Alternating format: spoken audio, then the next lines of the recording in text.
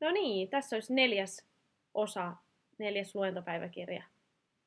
Ja tuossa edellisellä luennolla niin käsiteltiin sosiaalista mediaa tieteenteon työkaluna ja siellä oli Juha Itkonen Helsingin yliopistosta kertomassa omasta tosi mielenkiintoisesta tutkimuksesta, johon hän oli saanut osallistumaan jo tuhansia ihmisiä.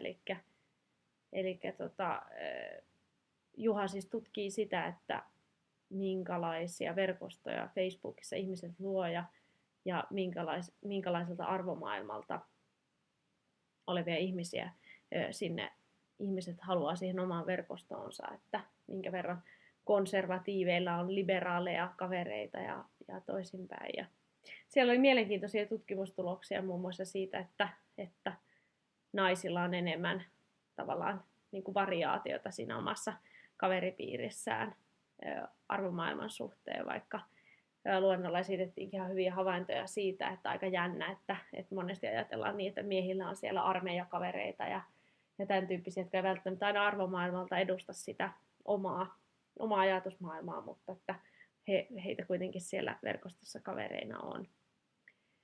Mutta joo, sitten siinä yleisesti sen Juhan vierailun jälkeen niin käytiin läpi sitä niin kuin verkon tutkimisen ja verkossa tutkimisen problematiikkaa, mitä siihen liittyy. Ja ne on aika mielenkiintoisia pohdintoja siinä mielessä, että nytkin kun niin hirveästi tulee kaikkia uusia sosiaalisen median välineitä, ja niin minkä verran panoksia kannattaa käyttää jonkun tietyn välineen tutkimiseen, vaikkapa Twitterin tai Facebookin, koska nekin on sitten väistämättä jossakin määrin ohimeneviä ilmiöitä, vaikka ne eläisikin useamman vuoden. Ja ajatellaanko tavallaan siinä tutkimuksessa niin, että nämä välineet heijastaa sitä reaalitodellisuutta vai tutkitaanko siinä nimenomaan niin kuin välineitä itseään. Ja myös ihan hyvä muistaa tietysti se, että on syytä myös erottaa tutkimus siitä hypestä. Eli tavallaan jos jonkun uuden välineen kohdalla vallitsee sellainen kova hypetys, niin kannattaako siihen sitten lähteä tutkimaan ja millä tavalla. Mutta tietysti, että jos me nyt ajatellaan vaikka sitä Itkosen Facebook-tutkimusta, niin Facebook on kuitenkin ollut jo varmaan kohta, mitä se nyt olisi ollut, 7 vuotta, 8 vuotta. Niin aika merkittävä tällainen niin kuin sosiaalisen verkoston väline, niin olisi tyhmääkin jättää sitä kuitenkin analysoimatta, että mitä nimenomaan, ja mun mielestä Juhakin oli lähtenyt sillä tavalla hyvin, että hän oli lähtenyt niin kuin tutkimaan sitä nimenomaan tämmöisen niin kuin verkostoajattelun näkökulmasta, että miten siellä ihmiset muodostaa näitä verkostoja ja kenen kanssa. Mutta sitten mun mielestä muita mielenkiintoisia juttuja, mitä luennolla käsiteltiin, niin oli se, että esimerkiksi tämä, että millä eri tavalla niin kuin verkon kautta voidaan kerätä niin kuin tämmöistä big dataa, että minkälaista erilaista tietoa sitä kautta on mahdollista saada. Että mun mielestä varmaan yksi mielenkiintoisimmista näistä muodoista on tämä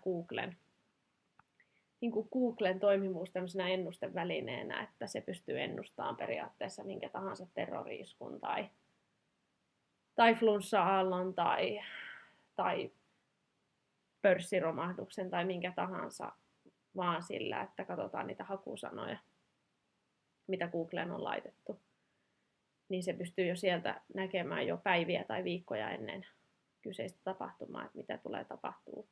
Se tietysti, että niitä hakusanoja on hyvin vaikea miettiä vasta sitten sen tapahtuneen jälkeen, mutta kerta kaikkiaan kiinnostava juttu ja osoittaa ehkä niin kuin Googlenkin merkitystä tuollaisena hakukoneena ja tiedonlähteenä. Mutta sitten niin kuin ylipäänsä jotenkin rupesi vaan sitten mietityttään tuossa,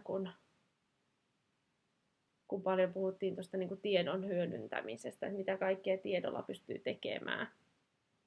Niin tulihan mieleen tuollaisen niin kuin ihan organisaatioiden kannalta, vaikka niin kuin yritysorganisaation kannalta sitä, että kuinka paljon eri asioita tutkitaan, kuinka paljon erilaisia niin mittauksia tehdään.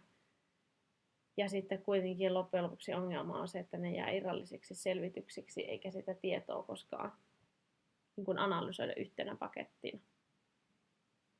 Ja tunnistan sen esimerkiksi omalla työpaikallani, että kauhean paljon tehdään eri puolilla taloa erilaisia tutkimuksia ja selvityksiä, mutta sitten koskaan kukaan ei sitä tietoa analysoi semmoisena isona kimppuna, jolloin siitä vasta oikeasti voisi paljastua jotakin tosi merkittäviä asioita.